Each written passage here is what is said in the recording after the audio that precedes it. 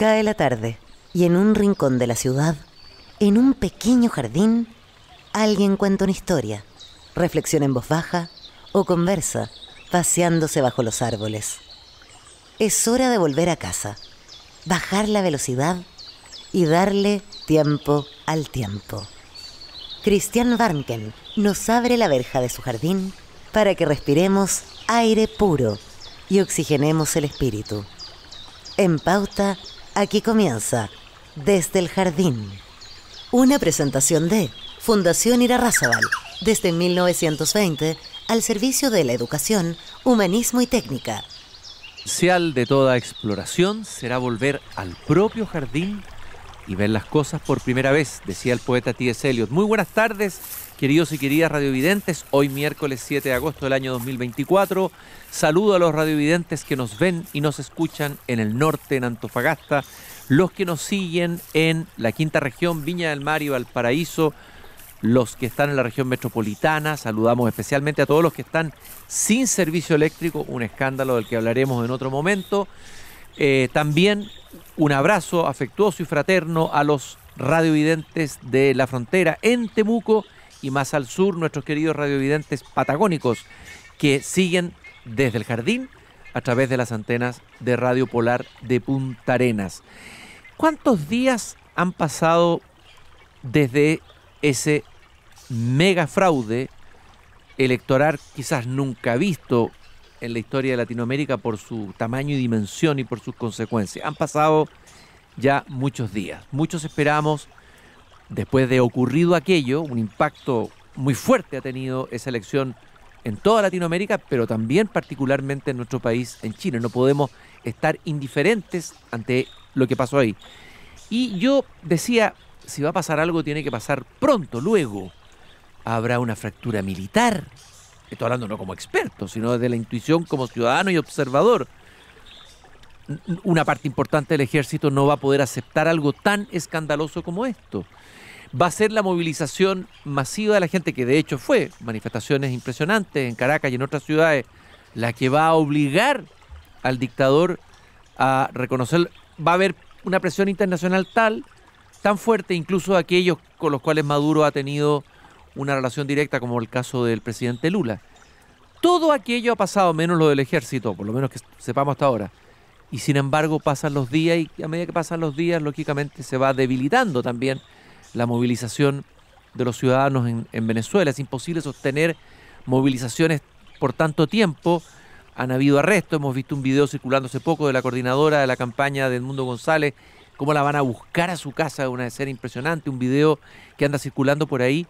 Bueno, por eso decidí invitar a un amigo del jardín, un habitué del jardín, José Rodríguez Elizondo, analista internacional, Premio Nacional de Humanidades, con quien hemos conversado tantos otros conflictos, como el conflicto de Gaza, en fin, y tantos otros.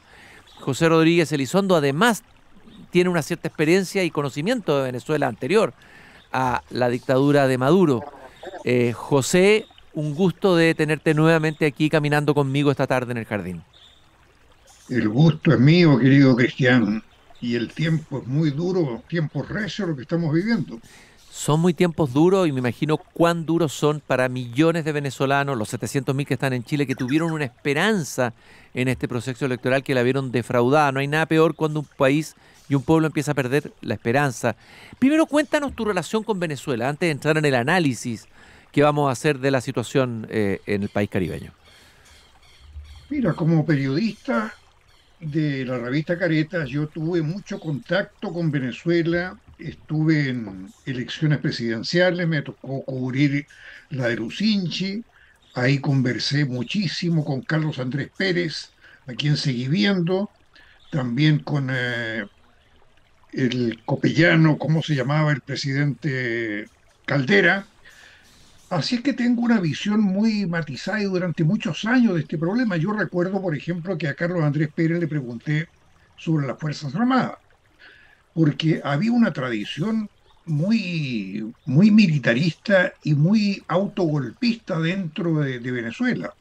Marcos Pérez Jiménez dio un golpe militar, gobernó como 8 o 9 años, llamó a elecciones hizo fraude en las elecciones, fue golpeado con insurrección de Fuerzas Armadas, de la aviación y de la Armada.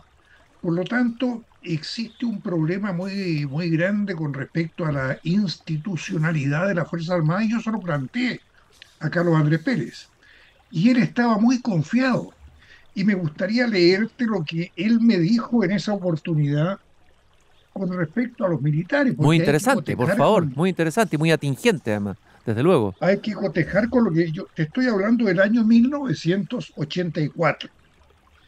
Y Carlos Andrés me dice en una respuesta que la institucionalización de las Fuerzas Armadas es un hecho innegable y comprobable. Se acabó la dicotomía entre pueblo vestido de uniforme y pueblo vestido de civil. Los oficiales se codean con los líderes de los partidos en las universidades, en las reuniones sociales, en las tertulias. Están totalmente incorporados a la vida nacional y el mayor porcentaje tiene algún título universitario. Esto ha sido sumamente importante en la evolución de las Fuerzas Armadas y usted lo habrá apreciado, etcétera, etcétera. Ahí, Bueno, esta cita me sirve para...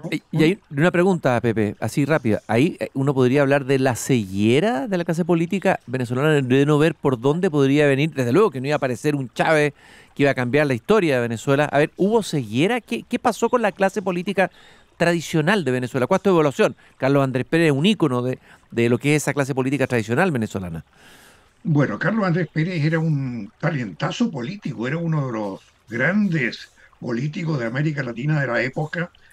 Y yo creo que cuando hablaba con un periodista trataba de exponer una percepción de los militares que era más que una sobreconfianza, un buen deseo, porque él sabía perfectamente bien que la corrupción de los políticos, la mala calidad de los políticos venía imponiéndose en Venezuela y de alguna manera estaba asustado.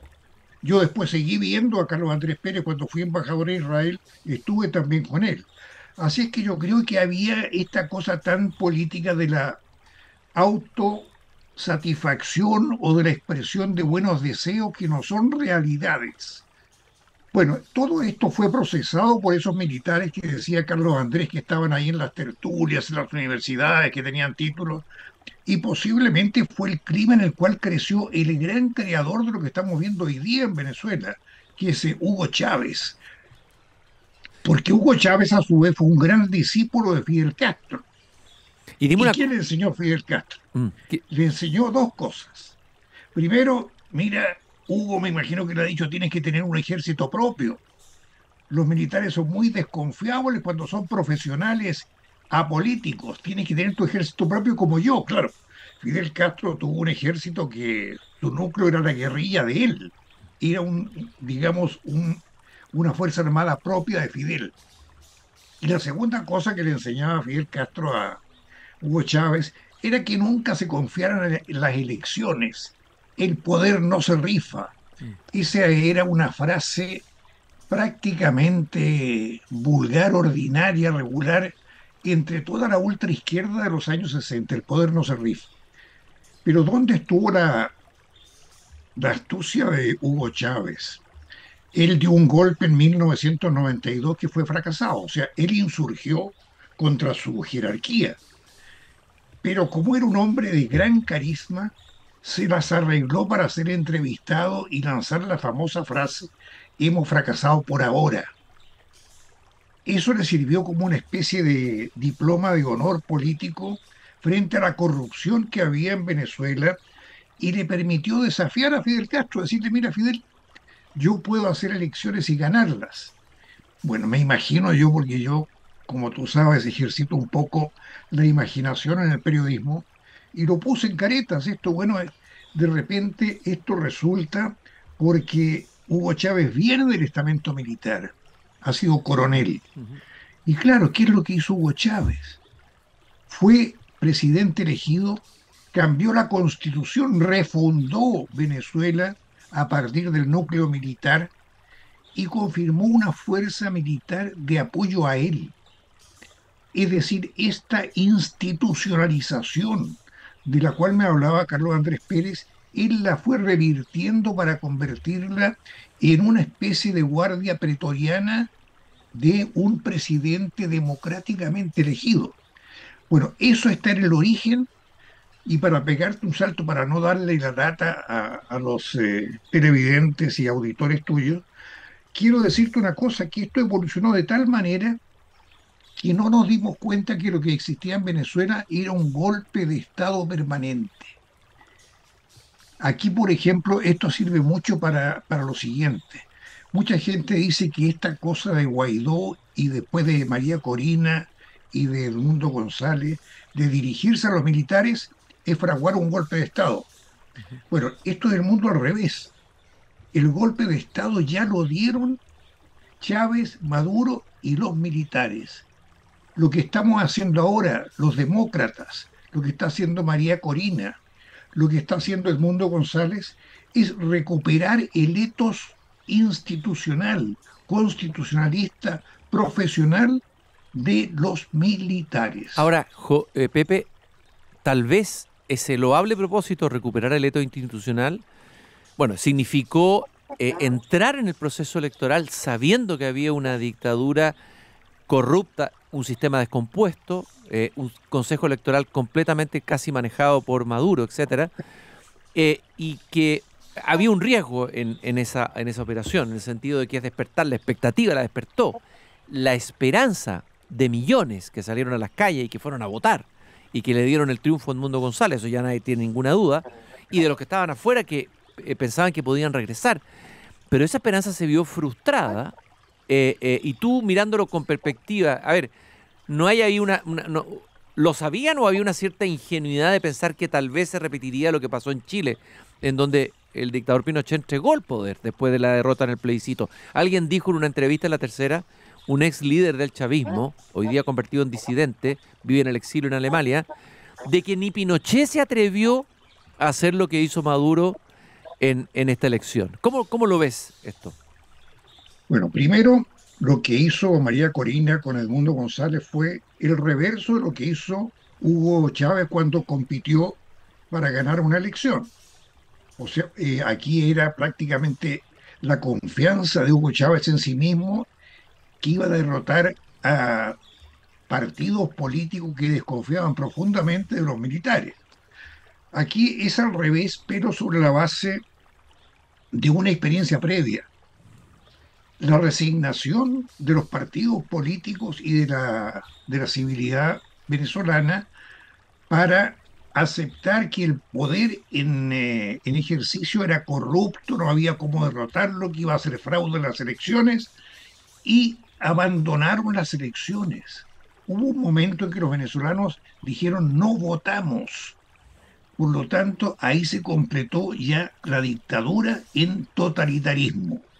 Y ese totalitarismo fue de tal manera oprobioso que la corrupción no solo no desapareció, se incrementó exponencialmente y empezó la emigración de venezolanos. Y cuando emigran 8 millones de personas de un país como Venezuela, un porcentaje apreciable de la población, no hay nadie que no esté afectado en Venezuela, lo cual cambió la expectativa electoral de los opositores, de los disidentes, y cambió entonces el enfoque de las elecciones. Antes dijeron, ¿para qué vamos a competir cuando de todos modos va a haber un fraude? La diferencia va a aparecer como estrecha y ellos la van a manipular. Yo tuve un Zoom con Edmundo González hará algunos meses en el cual conversamos sobre esto y él tenía la convicción, lo mismo que María Corina, de que si había elecciones medianamente controladas, la mayoría iba a ser de otra calidad, ya no iba a ser una llegada más o menos estrecha. O sea, Hugo Chávez dejó un gran porcentaje de gente convencida. Él era muy carismático, era popular, pero con Maduro, que era simplemente una especie de servidor civil de Chávez, esto había ido desapareciendo y la popularidad ya no existe. Lo que existen son venezolanos armados que defienden prebendas. Ahora, Entonces, Pepe, pero perdón que te interrumpa, pero a ver, ok, ellos tomaron esta opción, ¿no es cierto? Pero finalmente llegamos al mismo desenlace, en el sentido de que hubo fraude y el régimen parece no tener intención de entregar el poder.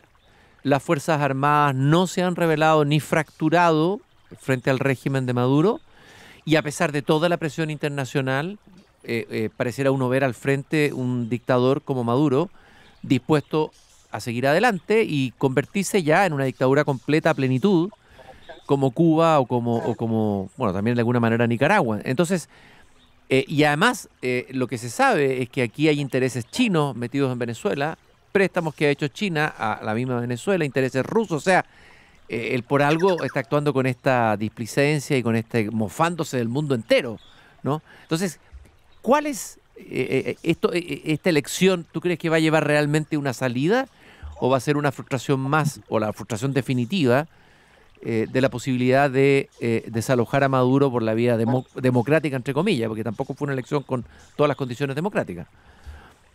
hay cambios cualitativos bastante importantes, Cristian. Bueno, primero fíjate que yo no veo en la gestualidad de Maduro esta prepotencia anterior. Se tiene que disfrazar de militar para ir a leccionar a cuadros de la Guardia Nacional. Es un poco grotesco. Ya desde el punto de vista de la lógica política, eso de tachar al gobierno de Gabriel Boric de pinochetista, de entrenador de hordas fascistas que van a practicar el terrorismo en Venezuela, demuestran que el hombre no está en sus cabales. Hay aquí un desconcierto muy grande. Los militares que velaron por mejor dicho, que vigilaron las elecciones, saben todos que el fraude se produjo. Lo han comentado en los cuarteles. Pero hay otra diferencia cualitativa muy importante. María Corina Machado estuvo aquí en el Consejo Chileno de Relaciones Internacionales en 2013 y se confesó bastante decepcionada de la solidaridad democrática en la región. Algo así como que existía una dictadura oprobiosa en su país y nadie decía nada y todos estaban conformes. Bueno, esa diferencia cualitativa ha sido superlativa ahora. ¿Quién se atreve ahora a defender a Maduro? ¿Quién se atreve ahora a decir que ganó limpiamente las elecciones? Ahora lo que tú dices también es El una Partido diferencia Comunista Chileno, cualitativa. a lo mejor. Bueno, justamente ahí Claro. está el problema interno. Lo que María Corina decía, ¿a ustedes no les ha inquietado mucho lo que está pasando en Venezuela? Bueno, hoy día tenemos el problema venezolano en casa, en el interior de la composición política chilena. Entonces, esto ya está dejando muy en claro, querido Cristian, que Maduro sufrió estas elecciones, ya no le salieron gratis, y que María Corina y Edmundo González tenían razón al enfrentar esto a sabiendas de que el poder no lo iban a entregar, porque ahí estaba la cosa novedosa de esto. No tiene comparación alguna con lo que pasó en Chile. En Chile el ejército cumplió un programa, lo respetó y de alguna manera se impuso al dictador. Tal vez ahí, perdón, Pepe, hay una diferencia que lo conversaba con alguien en otro programa, no recuerdo, que a pesar de todo, en las Fuerzas Armadas chilenas había un ethos republicano y un amor a Chile que estaba por encima incluso del hecho de haber apoyado a Pinochet. Y uno podría empezar a dudar si ese ethos está en las Fuerzas Armadas venezolanas y si están dispuestas a colocar el amor del país primero. De luego Maduro ya no tiene esa. Está claro que no ama a su pueblo por sobre mantener el poder personal. Uno tiene la duda de que eso exista, que es lo que impidió que Pinochet hiciera trampa, que hizo que el general Matei reconociera la derrota llegando a la moneda después que se demoró, porque el gobierno se demoró en entregar los cómputos, acuérdate. Pero parece que había No, incluso en nuestras Fuerzas Armadas un ethos democrático y un amor al país por encima de todo, a pesar de todos no, los horrores que se cometieron en la dictadura. Entonces, pero aquí no hay eso, parece. O sea, la descomposición es total, da la impresión, no, ética. a 50 años plazo yo lo tengo tan claro como tú, Cristian, y te digo que no solo Matei, el almirante Merino cuando le También dijo Merino, a sí, Pinochet, llegamos juntos y nos vamos juntos. claro, sí. Ya, El pero aquí no propio hay un Merino, aquí ejército, no hay un Merino, no hay un Matei visible en Venezuela. ¿Por dónde lo ves tú? bueno, ¿Por dónde ves la bueno, salida? y lo que te estoy diciendo es que el ejército, las Fuerzas Armadas chilenas eran muy profesionales, incluso en la dictadura, ya que no aceptaron que la Mm, DINA formara parte de la orgánica del ejército. ujú, Ahí tenemos una cosa muy clara. Y cuando existe esa organicidad, esa profesionalidad, se produce el fenómeno que tuvimos en Chile. El dictador tiene que reconocer la derrota cuando se produce y no tiene la capacidad de hacer fraude. ujú. Bueno, en Venezuela, naturalmente que esto no ha sucedido. Pero ¿qué pasa con los militares? Es aquí donde uno tiene que hacer un análisis fino con respecto a las posibilidades reales.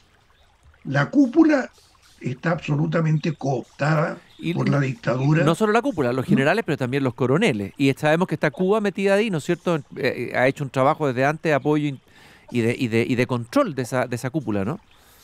Bueno, Cuba ha tenido una influencia absoluta, determinante, no solo en el estamento militar, sino que sobre todo en el sector de inteligencia. El castrismo generó unos servicios de inteligencia que han sido de los más eficientes en América Latina, adiestrados por la Stasi, por la KGB. En este sentido, cuando yo te hablo de la cúpula, incorporemos a los coroneles, pero la masa de oficiales subalternos no puede estar de acuerdo con lo que ellos consideran vocación militar. Se sabe que en los cuarteles se ha comentado que el fraude existe. Por lo tanto, puede haber en cualquier momento una base militar que quiera recuperar el etos militar profesional. Entonces, lo que estamos viendo acá es que frente a la fuerza armada de una dictadura totalitaria, no queda otra esperanza, hablemos de esperanza, que el estamento militar, que es la base de todo Estado, o sea, el poder militar, como decía Maquiavelo, más las buenas leyes son la base de cualquier Estado. Confiemos en que ese poder militar tenga algún fraccionamiento. Confiemos en que la presión internacional tenga algún resultado. Y en este momento no es del caso de decir que estamos alentando golpes de Estado, por eso yo partía de esta base. El golpe de Estado en Venezuela está institucionalizado.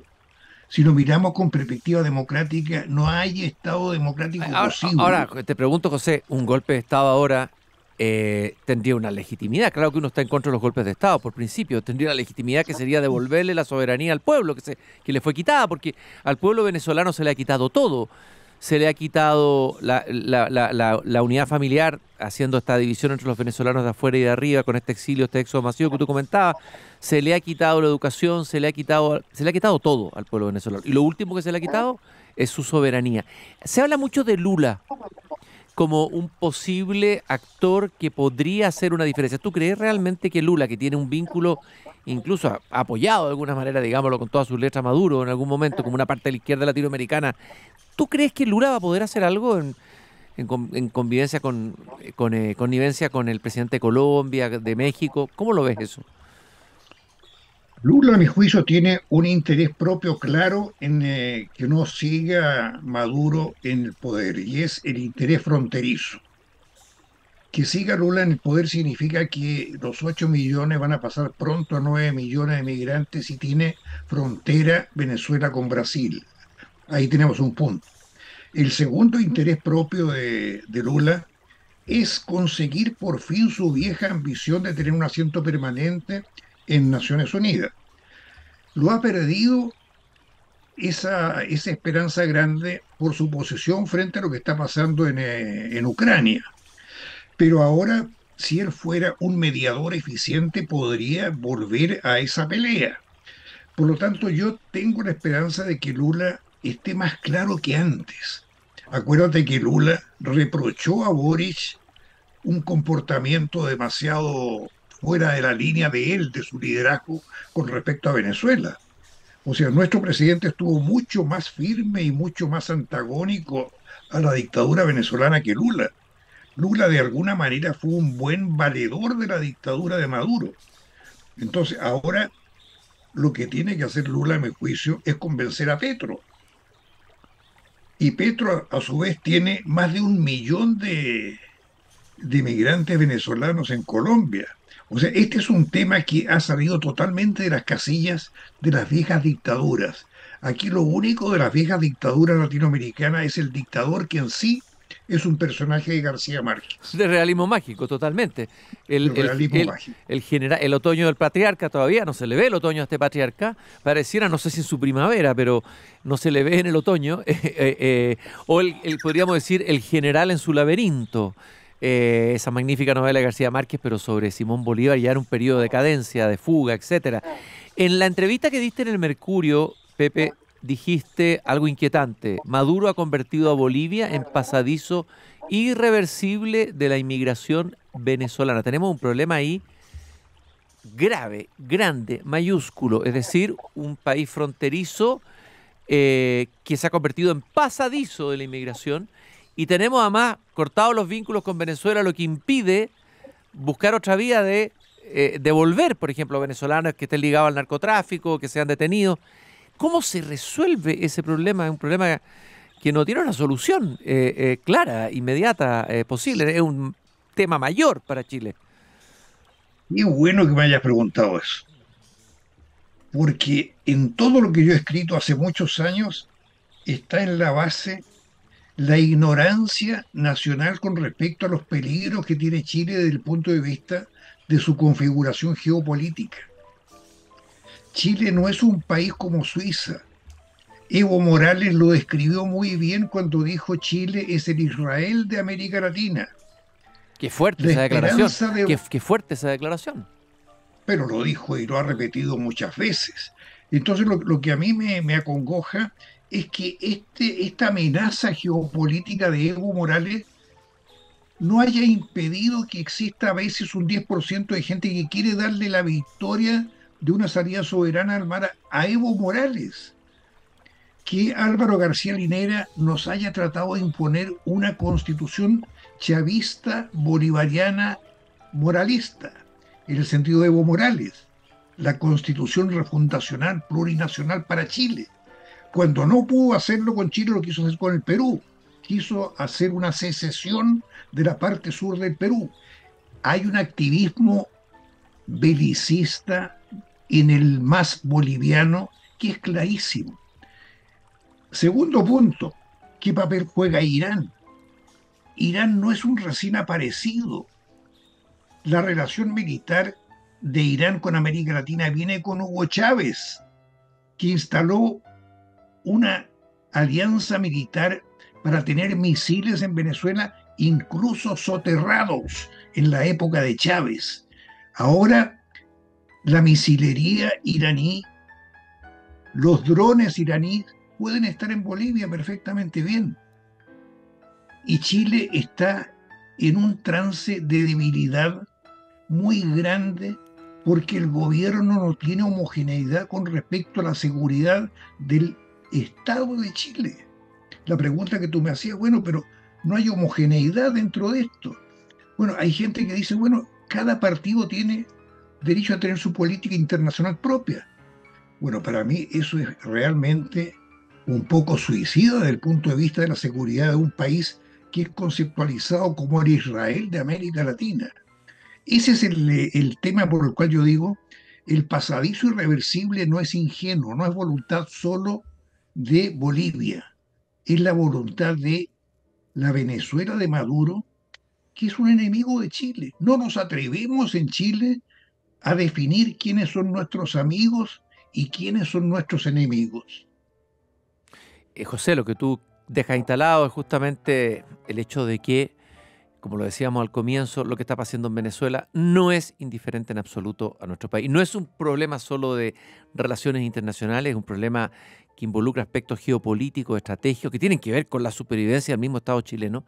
Por lo tanto, claramente no podemos ser indiferentes ni pensar que este es un problema de los venezolanos y de Venezuela. Estamos absolutamente implicados, querámoslo o no, en esta situación tan delicada que da que pensar y que hay que seguir manteniendo como un lugar de, o sea, una noticia en desarrollo, en reflexión, en análisis para tomar las decisiones pertinentes que el Estado chileno tiene que tomar. Te agradezco muchísimo, habría seguido conversando horas de horas contigo como siempre. Ya te invitaré de nuevo a que vengas a caminar en mi jardín. Muchas gracias, Pepe, por el tiempo que nos has dado. José Rodríguez Elizondo, analista internacional, Premio Nacional de Humanidades en el Jardín. Muchas gracias por haber compartido con mis auditores radiovidentes tus interesantísimas e inquietantes reflexiones, José. Como siempre ha sido muy grato, querido Cristian.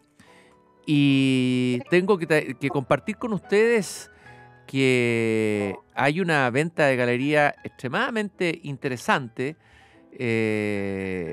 y esa venta de galería es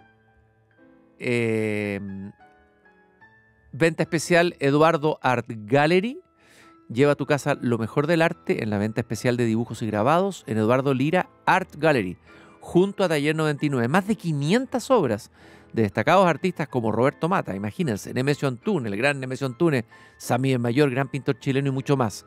Desde el 9 al 11 de agosto en Luis Pasteur 5782 Vitacura. Ya es la hora de partir. Nos encontramos nuevamente mañana. Voy a cerrar la verja de madera de mi jardín aquí a las 20 horas por Pauta. Gracias, Pepe. Gracias, queridos radiovidentes. Hasta mañana.